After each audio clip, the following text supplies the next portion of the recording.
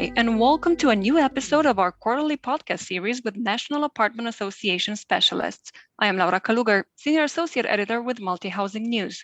The first quarter of 2021 is almost over, and most industry professionals have high hopes that this year will bring much needed stability. Paula Munger, the expert leading NIA's research efforts, is here to help us see how things are shaping up for the U.S. economy in general and the multifamily industry in particular. Hello, Paula. Hi, Laura. So, how is 2021 so far? Almost 3 months have passed. Are there any economic improvements? Is it too early to tell? There are some economic improvements. So, we had a really strong jobs report in February. We had 379,000 jobs added. The housing market is still hot. GDP was in the fourth quarter higher than expected. It came in at 4.1%. But there's always a but. We still have 9.5 million people out of work due to the pandemic. And Moody's Analytics anticipates 5 million of those jobs might be permanent job losses. We Wow. also have 18 million people collecting some form of unemployment. So we're certainly not out of the woods yet. And actually, there's been a couple of sentiment surveys out lately. The Small Business Optimism Survey was pretty low in January, as well as the Consumer Sentiment Survey. Now, this was before the jobs report and before the vaccine ramp up. So those might change, so reasons to be optimistic, but we're not out of the woods yet. Yes, and also an estimated 10.3 million renters are behind on rent as of January. And according to estimates, a renter owed an average of almost $6,000. How severe is this situation? It's very severe, especially, that number you just quoted. That's $6,000 in rent and utilities alone. That says nothing about other debts like credit card debts that they might have. And it's important to note that this includes all rental housing, all renters. And even as of February 21st, that's the last Census Household Pulse survey, it found that 27.5% of renters are either slightly confident or have no confidence in their ability to pay next month's rent. So the pain is continuing. One thing on which all economists agree is the absolute necessity for another round of fiscal stimulus, and that seems to be coming soon. What does the American Rescue Plan of 2021 mean for the multifamily industry? Yeah, and that did pass, and it means a lot. So we know from last year from the CARES Act that those stimulus checks and the extra unemployment helped renters pay their rent. So this is a big deal. It's and we're very pleased with it. We are a little concerned because even the package that was passed at the end of December, there seems to be a lag in getting those funds into the hands of the people who need it the most and efficiently. So we're still, I'll say it again, not out of the woods, still concerned, and actually want to see that program stay funded until we're sure we're on solid ground. With this many people still out of work, we think the pandemic will still have impacts on renters through 2021. And landlords are also impacted because the majority of renters are leasing through small housing providers who operate on really thin margins. How longer can they go on without rental assistance? Yeah, it's been tough. So when we surveyed our owners last year, it was the June survey that we broke out the responses by property size. And we found that in the 2 to 4 unit category, one in 5 of those owners said they would cease operations in less than a year. And that's concerning because June is right around the corner. And anecdotally, too, we know I was talking to a small owner last month who was behind on rent by $200,000. And Wow. exactly. So there's so many of those stories that aren't getting captured in data, and what we know they're out there. So certainly, we hope that this package provides some relief. How is the stability of the rental market impacted by the broad federal eviction moratorium? Are eviction moratoriums a long-term solution? No, not at all. And I just want to frame this with the most important thing to know about evictions is that nobody wants them. No, neither side wants them. They're not Of ideal for course. anyone. Yeah, they're costly, and particularly during a pandemic. But it doesn't address the problem. So when the moratoriums are lifted, those renters are still going to owe that rent. And so all we're doing is kicking the can down the road, and renters are just going to get Postponing. exactly, yeah. And renters are just going to get in steeper and steeper debt. And also we can't expect property owners to foot the bill. So, you think about other businesses. If you provide a good or a service, you're expected to pay for that good or service. And Of course. some of our smaller owners, especially, they're going on almost a year of not having any rental payments. And as you said, it's a thin margin industry, so they're having difficulty paying their bills. It's just it bubbles over and has a rippling effect that just doesn't work for anyone. Have apartment owners and operators prepared in any way for the challenges that lie ahead this year? Have they budgeted for declining revenues and increasing costs? Yeah, definitely. And I would say particularly for increasing costs around some of there's still the cleaning supplies and PPE and all PPE. that. Yeah, for 2021. And also the other way they're preparing is by diversifying their portfolios. So talking to some members who maybe weren't in the Class B or C or workforce housing sector that are hoping to get into it this year, and single family rentals as well. So I know some larger apartment operators, that's not something they're interested in because it's challenging to manage. But I definitely have heard from some owners that they're going to be looking at that sector. It's going to be hard because those assets are in high demand right now. Exactly. Many landlords are wrestling with challenges of rising vacancy, rent collection issues, as we mentioned earlier, increasing concessions, and in some markets, higher operating expenses. It seems inevitable that some properties will become financially distressed.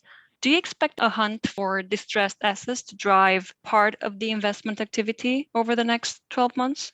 I do, and I would actually extend that to 12 to 18 months. And I'm glad you said part because it's not going to be a big driver. I mean, when you look at the stats now, so Real Capital Analytics is a company that tracks loan information.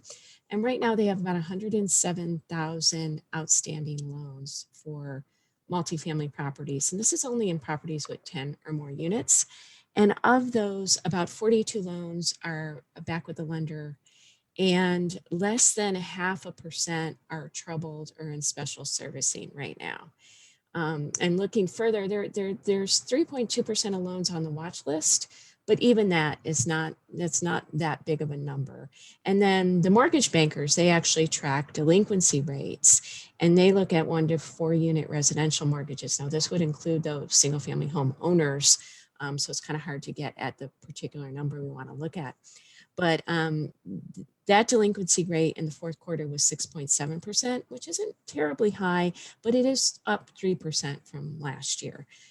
So I do think, and when you look at that, so I just quoted a 1 to 4 unit and 10 plus. So where's the 5 to 9 units? And this is some of the problems we have is it's really hard to get data for some of these smaller properties. And it might not sound like a lot, but the 5 to 9 unit properties are actually 11.5% of the total occupied rental stock that we just kind of don't know much about. But my point being, really, it's a long way of saying, yes, it will drive some activity, but I don't think it'll have a big impact. What about the longer term impacts of the crisis? How will ownership structures for rental housing change, and how will those changes affect housing affordability?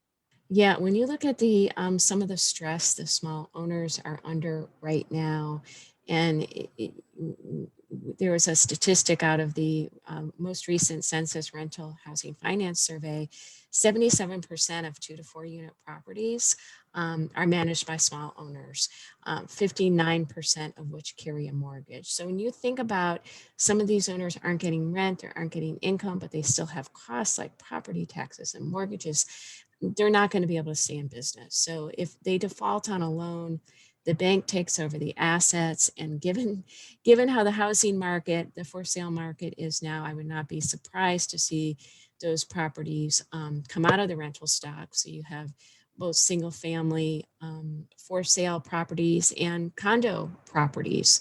And so that is taking a piece of, like I said, the rental stock away. And these properties, because they don't have a lot of amenities. You're not going to have a fancy gym in a 4-unit Mm-hmm. building. But because of that, they're often more affordable. And there's, owners, these small owners, I've talked to some of them, they don't necessarily raise rents every year. I remember a California owner telling me, oh, if I have really good tenants, I am not raising the rent. So, you look at that, and that's part of these natural occurring affordable properties that we don't want to see go away because we can't afford it. I know that the NAA, together with the Institute of Real Estate Management, the NMHC, and the National Association of Residential Property Managers, launched a COVID-19 rental housing support initiative, with Yardi acting as the primary sponsor of the program. What can you tell us about this initiative? How does it work? And are there any first results that you can talk to us about? Yeah, we're really excited about this, and big thanks to Yardi for funding this. It's nice for these groups to come together because we all have the same goal. We're all trying to keep 40 million Americans Right. safely housed. And we're also trying to make sure the people that provide that housing survive this pandemic and thrive after it. So basically, it's a toolkit. We have a website, and we have information for owners to, for instance, be able to talk to their legislators. So we have 1-page fact sheets on what are the impacts of an eviction moratorium, and where are we right now with renters who are behind on their rent. So they're able to talk to their legislators. We also, and this is rolling out in stages, and we also look at liability issues. So they're able to have resources on that. And some of this is anyone can access it, and some is members only. And we'll be rolling out a mental health section of this website because we know that that's been a major issue during this pandemic. So we are excited to keep that going. In terms of first results, I do know from the project manager that there's good traffic coming in on the website. So hopefully next time we'll talk, I'll have some figures for you. What's the biggest lesson that apartment owners and apartment operators learned from this pandemic? Is it that health and wellness and even mental wellness comes first? Yeah, I mean, that's certainly, there's so many lessons, and that's certainly one of them that I'm not sure. And I would say not just the apartment industry, a lot of industries never gave much thought to is your employees and for apartment owners and operators, their residents. Mental health during this time. Also, in just keeping on the resident theme, the communications with residents was so key. And we saw that in various surveys that came out over the year, that if you had strong communication with your residents about what you were doing, what policies you were putting in place, how you were handling it, what resources you were providing, there was a higher likelihood that those residents would renew their lease. And I also hear owners talking about going forward, we want to move beyond a landlord and tenant relationship to something that's more like a partnership, a trusting partnership. So I think that's something they're looking at. And then you can't forget technology. That was huge this year. And that lesson is, we can't wait to develop this technology or implement this technology, and not just in terms of virtual tours and leasing, but for their own employees. Like a lot of companies had to deal with that, where all of a sudden we're remote, and how do you keep your culture going during that time? So lots of challenges, and certainly a lot of lessons. But besides the pandemic, because it seems like that's all we've been talking about in the past year, what Right. other 2020 events are impacting the multifamily industry now, and how? Well, yeah, and it's become hard to separate factors that aren't impacted by the pandemic. But we know that construction costs, between the materials, the lumber costs are really through the roof. Labor costs have gone up. So that's certainly something that is a challenge for this coming year. And also adverse policies. We talked about eviction moratorium quite a bit, but there's rent control looming out there in a lot of cities and a lot of municipalities that does not, one of those policies that it means well, but it just ends up having the opposite impact of what it's intended to do. And also recruiting and retaining talent.